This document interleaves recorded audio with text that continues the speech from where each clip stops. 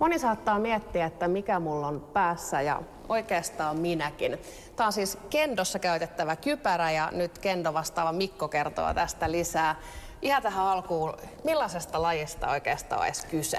Nyt on kysymys miekkailusta, japanilaisesta miekkailusta, jota tehdään bambumiekoin ja turvallisin varustein.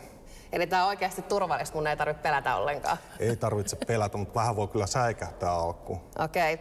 No, kelle tämä sopii tämä laji?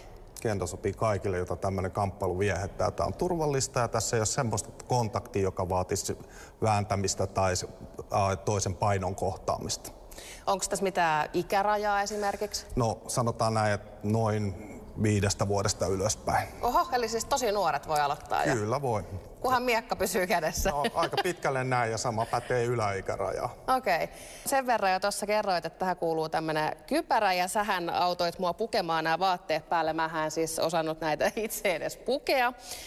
Mutta tässä ei ole kaikki. Sä voisit näyttää, mitä muuta tähän kuuluu. No, meillä on tuolla tarjolla sitten tommonen lannesuojatare ja rintapanssari ja sen lisäksi hansikkaat, koteet ja tää kypärästä kutsutaan meniksi. Näette, pukeminen on sitten oma operaationsa. Pistää tää lannesuoja ensin. Sitten puettiin rintapanssari, jolle Pete keksi hieman arkisemman nimen. Tämmönen rajumman koki esiliina. Totta. Joo, kestää kyllä paremmatkin pärskeet. Joo, tää on siis oikeasti tällainen kova. Perinteisesti tehdään bambusta, mutta nämä uudemmat on erilaisia synteettisiä materiaaleja. Tiedustelin myös Mikon kendossa saavuttamaa arvoastetta ja vastaus oli vähintäänkin kunnioitusta herättävä. 7. dan kyoshi. Okei, ja mitä tämä tarkoittaa? Se tarkoittaa sitä, että kendossa menee 8. daniin saakka ja nämä on näyttökokeita, mistä pitää selviytyä sitten tämmöiseen raadin läsnäolossa. Eli sulla on yksi vielä käymättä? On joo, se on maailman vaikeimpia kokeita. Että esimerkiksi viime kerralla Japanissa osallistui 2 päivänä noin 1200 henkilöä, niistä pääsi läpi noin 10. No mut sulla on tavoitetta ainakin siihen. Tavoitetta löytyy. Meillä on täys luotto Peten kanssa, että sä selviit siitä. Tavoitteen saavuttamiseksi ajattelin, että parempi aloittaa harjoittelu pikimmiten, mutta ensin piti valita kättä pidempää. Eli bambumiekka Shinai. Tää on tosiaan 2 käden lyömämiekka. Okei. Jotain tuon tapaista. Katsottiin kuitenkin, miten miekkaa oikeasti tulisi pitää. Ottaa vasemmalla kädellä tästä päästäkin, ihan päästä niin, että se jää kämmenen sisään. Joo. Sitten laittaa oikea käsi siihen päälle. Sitten nostetaan se kärki. Vasen nyrkki on siinä navan kohdalla suurin piirtein. Kärki noin kurkun kohdalla, se tulee perusasema. Peten kurkun kohdalla. No suurin piirtein leuan alapuolella, oman leuan alapuolella. Kyynärpäät vähän rennosti.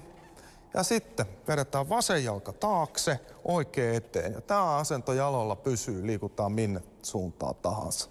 Mennään nyt itse asiaan, eli tähän lyöntiin. Ja. Nyt olkapäitä käyttää, nostaa se miekka pään päälle. Nyt vasen käsi menee ihan sinne, Oikein kunnolta? Oikein kunnolta, tuntuu selällä. Ja sitten heitetään sitä miekan kärkeä eteenpäin. Noin. Sitten nostaa uudelleen ja heittää taas sitä miekan kärkeä. Nyt tästä puuttuu yksi asia. Se voi tulla pienenä yllätyksenä. Se on äänenkäyttö. Eli me huudetaan sen lyöntikohteen nimi, joka on nyt pää, ja se on men, M-E-N. Okei. Ja siis sitten ei sanota men, vaan mä näytän ensin. Men! Men! Ja tää ohjaa nyt hengitystä, mutta myös sitä, miten tää liike saa uutta dynamiikkaa. Oho. No nyt kuullaan. Tehdäänkö ensin yhdessä, jos ujostuttaa? Tehdään. Eli valmiina. Nostetaan ensin miekka pään päälle.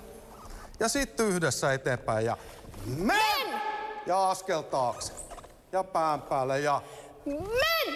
no niin, sehän tuli ihan kuin ammattilaisen. huijasit mua. No mä vähän täytyy kokeilla tässä. Mä en kuule muuta kuin oma ääneni muuta. Uskaltaisitko sä, Pete? Helppo homma. No niin, no. Huuda sanas mallihuuto säkin. Meneekö mikit tukkoon? Kyllä sieltäkin tuli aika hyvä. Sitten vuorossa oli lisää lyöntiharjoittelua ja päätin lisätä haastavuuskertoimia pitämällä silmiä kiinni. Ai nyt mä en huomannut katsoa mallia, koska mä pidin silmät kiinni. Ei mitään, pidät vielä.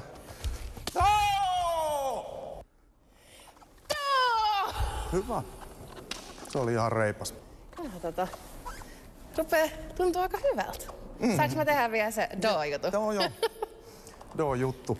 Se on do-lyönti. No niin, mennä vaan. Lyö vaan. Viimein alkoi viralliset harjoitukset.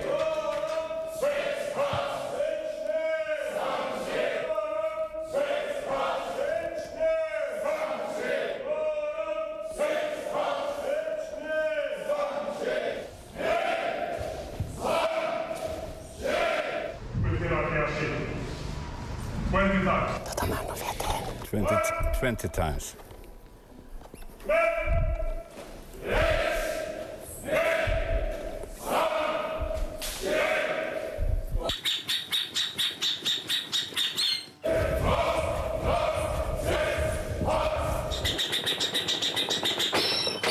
Tässä rupeaa ihan sykekin nousee ja käsille, kun ei ole tottunut tekemään tollasta, niin kyllä rupas vähän tuntuu. Missä sun kypärä?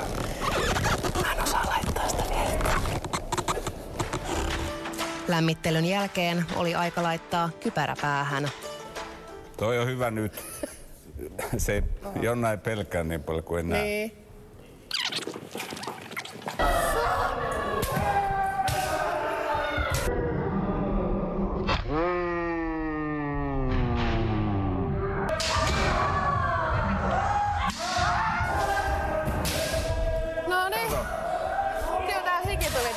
Sisällä. Eikä mustelmaa.